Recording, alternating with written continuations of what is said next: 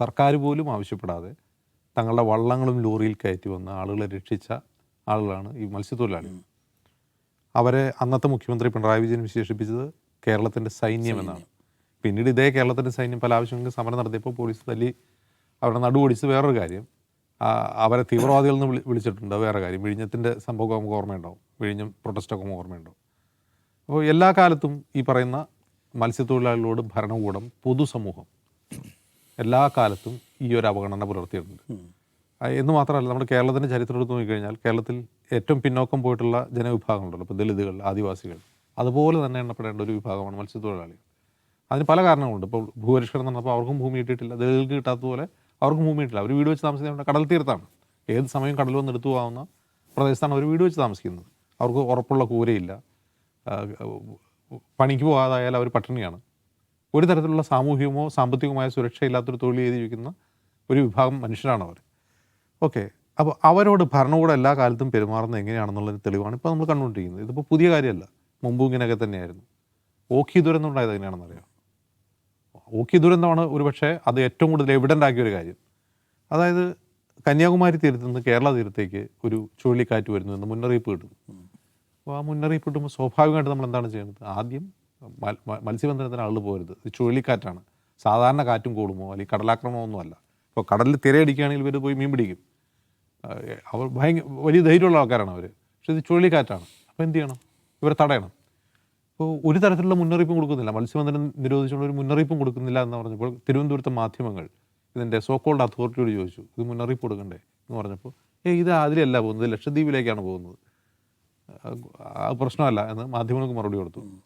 അതായത് കേരളത്തിന് ലക്ഷദ്വീപിനിടയ്ക്കുള്ള കടലിലായിരുന്നു ഈ മത്സ്യത്തൊഴിലാളികളുണ്ടായിരുന്നു, അവർ മരിച്ചു. എത്ര പേര് മരിച്ചു എന്നറിയാമോ?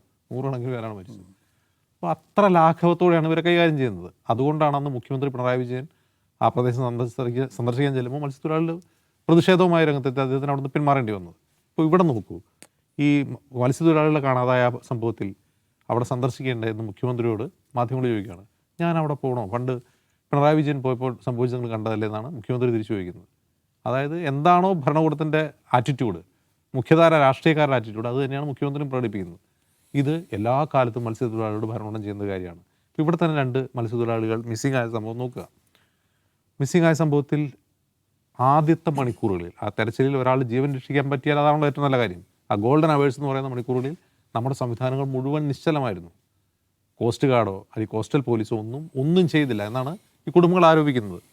പിന്നെ ഇവർ പ്രതിഷേധം തുടങ്ങുമ്പോഴാണ് നേവി വരുന്നത്, മറൈൻ പോലീസ് വരുന്നത്, അത് വരുന്നത്, തെരച്ചിൽ ഊർജിതമാക്കുന്നത്. അതായത് ഈ കാണാതെ പോയ ആളുകൾക്ക് വേണ്ടി തെരച്ചിൽ നടത്തണം എന്ന് പറഞ്ഞ് ഇവർക്ക് പ്രതിഷേധിക്കേണ്ടി വരുന്നു. ഇതെല്ലായിടത്തും അങ്ങനെ ആയിരിക്കില്ല. ഭരണകൂടം എല്ലാ ജനവിഭാഗങ്ങളോടും ഇങ്ങനെയല്ല പ്രതികരിക്കുക. ഇത് മത്സ്യത്തൊഴിലാളികളായതുകൊണ്ട് അവർക്ക് ഇത്രയൊക്കെ മതി. അല്ലെങ്കിൽ തന്നെ സൈഫ് ഒന്ന് ആലോചിച്ചു, സൈഫ് തന്നെ എത്ര പ്രാവശ്യം മുതലപ്പുഴയിൽ അപകടത്തിൽ മത്സ്യത്തൊഴിലാളി മരിച്ചു എന്ന വാർത്ത എത്ര തവണ വായിച്ചിട്ടുണ്ടാവും കഴിഞ്ഞ ഒരു 5 വർഷത്തിനിടയിൽ? അതൊരു വലിയ ഒന്ന് ആലോചിച്ച് നോക്കുക.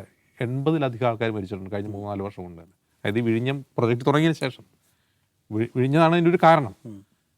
അപ്പോൾ 80 പേര് മരിച്ചു. മുതലപ്പുഴ എന്ന് പറഞ്ഞാൽ ചെറിയൊരു ഹാർബർ മൗത്താണ്, അതായത് കടലിൽ നിന്ന് കായലിലേക്ക് കയറുന്നൊരു അഴിമുഖം പോലെ ഒരു സ്ഥലമാണ്. അവിടെ മാത്രം 80 പേര് മരിച്ചു എന്ന് പറഞ്ഞാൽ അത് കേരളത്തിൽ ഞെട്ടിക്കുന്ന ഒരു കണക്കല്ല, ആ സംഖ്യ ഞെട്ടിക്കുന്ന കണക്കല്ല. ഒന്ന് ആലോചിച്ച് നോക്കുക. മിക്കവാറും എല്ലാ മാസവും അവിടെ അപകട വാർത്ത നമ്മൾ കാണാറുണ്ട്, ആളുകൾ പരിക്കേൽക്കുന്ന വാർത്ത കാണാറുണ്ട്, ഇടയ്ക്കിടയ്ക്ക് മരണം നമുക്ക് റിപ്പോർട്ട് ചെയ്യാറുണ്ട്. ആ പ്രശ്നം പരിഹരിക്കണം, ആ പ്രശ്നത്തിന് ശാശ്വത പരിഹാരം ഉണ്ടാവണമെന്ന് എന്തുകൊണ്ടാണ് ഭരണകൂടത്തിന് തോന്നാത്തത്? എന്തുകൊണ്ടാണ് പരിഹരിക്കപ്പെടാത്തത്? മത്സ്യത്തൊഴിലാളികൾ ആവശ്യപ്പെടുന്നത് അവിടെ മണൽ നീക്കിയാൽ മതി, ഡ്രഡ്ജിങ് നടത്തിയാൽ മതി. ഡ്രഡ്ജിങ് നടത്തണ ചിലവാണല്ലോ. ഇത്രയും വലിയ ചിലവ് നടത്തി ഈ ഡ്രഡ്ജിങ് നടത്തി കഴിഞ്ഞാൽ ആരുടെ ജീവൻ രക്ഷിക്കാനാണ് ആ ഡ്രഡ്ജിങ് നടത്തേണ്ടത്? മത്സ്യത്തൊഴിലാളികൾ. അപ്പോൾ ഈ അലംഭാവവും ഈ എന്താ പറയുക അവഗണനയുമാണ് യഥാർത്ഥത്തിലുള്ള പ്രശ്നം.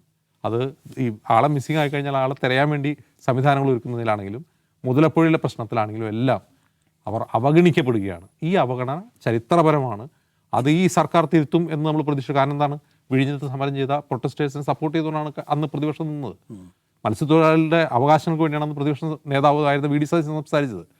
സിമൻറ്റ് ഗോഡൌണിൽ അന്തിയുറങ്ങേണ്ടി വരുന്ന മത്സ്യത്തൊഴിലാളികളുടെ കാര്യം പറഞ്ഞിട്ടാണ് അദ്ദേഹം പ്രസംഗിച്ചത്. ആ വിഴിഞ്ഞ സമരക്കാരെ തല്ലിച്ചതച്ച പോലീസിനെ, അന്ന് ആ സമരത്തെ അപഹസിച്ച ഭരണകൂടത്തെ വിമർശിച്ചുകൊണ്ടാണ് പ്രതിപക്ഷ നേതാവ്. അതേ പ്രതിപക്ഷ നേതാവ് മുഖ്യമന്ത്രിയാകുമ്പോൾ അവരോടൊപ്പം നിൽക്കുന്നില്ല, അവരുടെ ആവശ്യങ്ങൾ കാണുന്നില്ല.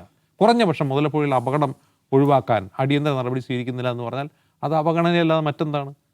എന്താണോ അദ്ദേഹം അന്ന് പിണറായി വിജയനെതിരെ ഉന്നയിച്ച പ്രശ്നം അത് തന്നെയാണ് അദ്ദേഹം ആവർത്തിക്കുന്നത്. മറ്റൊരു പ്രധാനപ്പെട്ട കാര്യം ഫിഷറീസ് മന്ത്രി.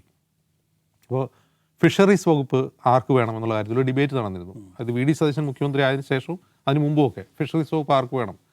അപ്പോൾ അന്ന് ലത്തീൻ കത്തോലിക്ക സഭ ആവശ്യപ്പെട്ടത് അത് മത്സ്യത്തൊഴിലാളികൾ അറിയുന്ന ആ കമ്മ്യൂണിറ്റിയിൽ നിന്നുള്ള ഒരാൾ വേണം, തീരപ്രദേശത്തുള്ള ആൾ. അത് ഒരു അടിയന്തര പ്രശ്നമാണ്. കാരണം എന്താണ്, അത്രയധികം പ്രശ്നങ്ങൾ മത്സ്യത്തൊഴിലാളികൾ നേരിടുന്നുണ്ട്. അതിപ്പോൾ വിഴിഞ്ഞത്ത് മാത്രമല്ല, കേരളത്തിലെ തീരമേഖലയിലെല്ലാം ഈ പ്രശ്നം നേരിടുന്നുണ്ട്. അപ്പോൾ മത്സ്യത്തൊഴിലാളികളുടെ യാതൊരു ബന്ധവുമില്ലാത്ത അബ്ദുൽ ഗഫൂറിനെയാണ് ആ ചുമതല ഏൽപ്പിച്ചത്. അങ്ങനെ ഏൽപ്പിക്കാമെന്ന് വെച്ചപ്പോൾ സജി ചെറിയാൻ ഫിഷറീസ് മന്ത്രിയായിരുന്നു. അദ്ദേഹത്തിന് മത്സ്യത്തൊഴിലാളിയായിട്ട് എന്തെങ്കിലും ബന്ധമുണ്ട്? അത് ആലപ്പുഴ ജില്ലയിൽ നിന്നുള്ള ആളാണെന്നേ ഉള്ളൂ. ആ കമ്മ്യൂണിറ്റിയിൽ നിന്നോ അല്ലെങ്കിൽ തീരദേശത്തു നിന്ന് ഒരാൾ വേണമെന്നുള്ളതല്ല, അവരുടെ ഇമോഷനെ, അവരുടെ ആസ്പിറേഷനുമായിട്ട് ചേർന്ന് നിൽക്കുന്ന ഒരാൾ വേണമെന്നാണ് യഥാർത്ഥത്തിൽ ഉദ്ദേശിക്കുന്നത്. അത് സംഭവിച്ചിട്ടില്ല. ഇപ്പോൾ വളരെ ഇൻഡിഫറൻ്റ് ആയിട്ടാണ് ഫിഷറീസ് മന്ത്രി ഇതേക്കുറിച്ച് സംസാരിക്കുന്നത്. മത്സ്യത്തൊഴിലാളികളുടെ കളക്ടർ സംസാരിച്ചല്ലോ എന്നാണ് അദ്ദേഹം പറയുന്നത്. കളക്ടറും മറ്റു ഉദ്യോഗസ്ഥർ സംസാരിക്കുന്നുണ്ടല്ലോ. അതായത് ഞങ്ങൾ അവരുമായി സംസാരിക്കില്ല, അതൊക്കെ വേണമെങ്കിൽ കളക്ടറോ ഉദ്യോഗസ്ഥരൊക്കെ ചെയ്തോട്ടെ എന്നൊരു ലൈനാണത്.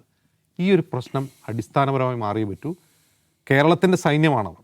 ആരും ആവശ്യപ്പെടാതെ മലയാളികൾ മറ്റുള്ളവരെ രക്ഷിക്കാൻ വേണ്ടി ഇറങ്ങി പുറപ്പെടുന്നവരാണ്. അവർ ചിലപ്പോൾ റൂഡായിട്ടൊക്കെ പെരുമാറിയെന്നിരിക്കും.